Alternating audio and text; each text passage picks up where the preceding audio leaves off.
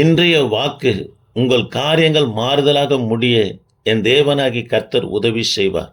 இந்த வார்த்தை கேட்கிற எனக்கு அன்பான கர்த்தருடைய பிள்ளைகளே, நீங்கள் எதிர்பார்த்தது போல பிள்ளைகளுடைய நிலை ஆவிக்குரிய காரியங்களை தவறி போகிறதா, அல்லது வீட்டினுடைய வழக்கு, நில வழக்கு தோல்வியை தழுவி கொள்ளுகிறது போல இருக்கிறதா, குடும்ப வாழ்க்கையில் சமாதானம் இல்லை, ஒருவேளை இது தோல்வியில் போய் முடியுமோ, என் குடும்ப வாழ்க்கை அதாவது கிறிஸ்து கட்டுகிறது போல இல்லாமல் போயிடுமோ என்று சொல்லி கலங்கி கொண்டு இருக்கிறீர்களா? என் தேவனாகி கர்த்தர் காரியங்களை மாறுதலாக முடிய பண்ணுவாருங்க. எஸ்தரின் புத்தகம் 9ஆம் அதிகாரம் 1ஆம் வசனத்தில் காரியத்தை என் தேவனாகி கர்த்தர் மாறுதலாக முடிய பண்ணினார்.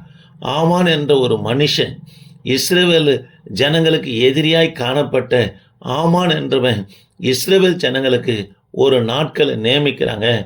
ஆதார் மாதம், அதாவது 12ஆம் மாதம் 13ஆம் தேதியிலே முழு இஸ்ரவேல் ஜனங்களும் கொல்லப்பட வேண்டும் என்கின்ற சட்டத்தை அவன் கொண்டு வந்தான்.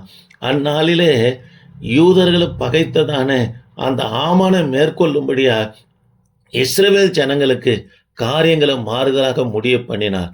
தேவ பிள்ளைகளே, இஸ்ரவேல் ஜனங்களை உடனே கொல்லப்பட வேண்டும் என்று சட்டத்தை கொண்டு வரல.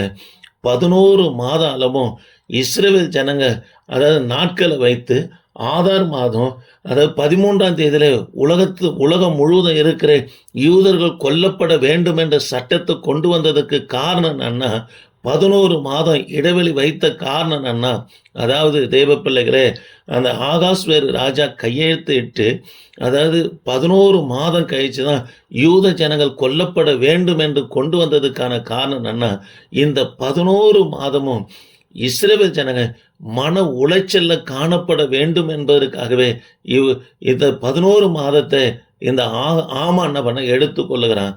தேவ பிள்ளைகளே, அதாவது உங்கள் காரியங்கள், ஊழியத்தின் காரியங்கள், குடும்பத்தின் காரியங்கள், அல்லது வேலை ஸ்தானத்தில் இருக்கிற காரியங்கள் உங்களுக்கு மன உளைச்சலாக இருக்குதா, நீங்கள் கலங்கவே வேண்டாம்.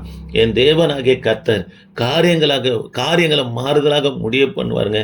இதுக்கு ஒரே வழி என்னன்னா, யோபுவின் புத்தகம் 14ஆம் அதிகாரம் 14ஆம் வசனத்தில் எனக்கு குறிக்கப்பட்ட நாளெல்லாம் நான் காத்திருக்கிறேன், எனக்கு மாறுதல் எப்போ வரும் என்று காத்திருக்கிறேன் என்று யோபு சொல்லுகிறது போல யோபு கர்த்தருடைய பாதத்தில் காத்திருந்தாருங்க. பிசாசு நினைச்சான், தேவனிடத்தில் போய் குற்றம் சாட்டுகிறான்.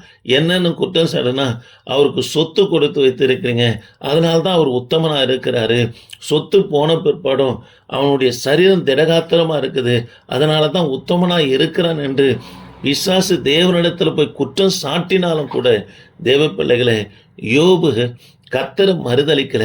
ஆண்டவர் எனக்கு ஒரு நாளை குறித்து இருக்கிறார், என் காரியங்கள் மாறுதலாக முடிய பண்ணுவார் என்று தேவ சமூகத்தில் காத்திருந்த யோபு கர்த்தர் வெட்கப்படுத்த விடலை. பிசாசு அவருடைய எதிராளி வெட்கப்பட்டு போக முடியா என் தேவனாகி கர்த்தர் செய்தாருங்க.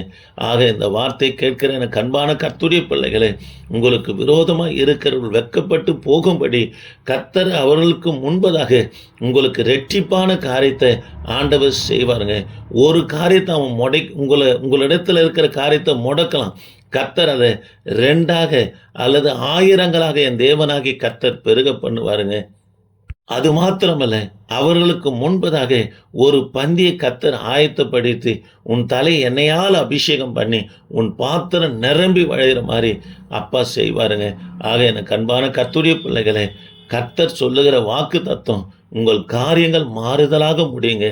சோர்ந்து போக வேணாம்.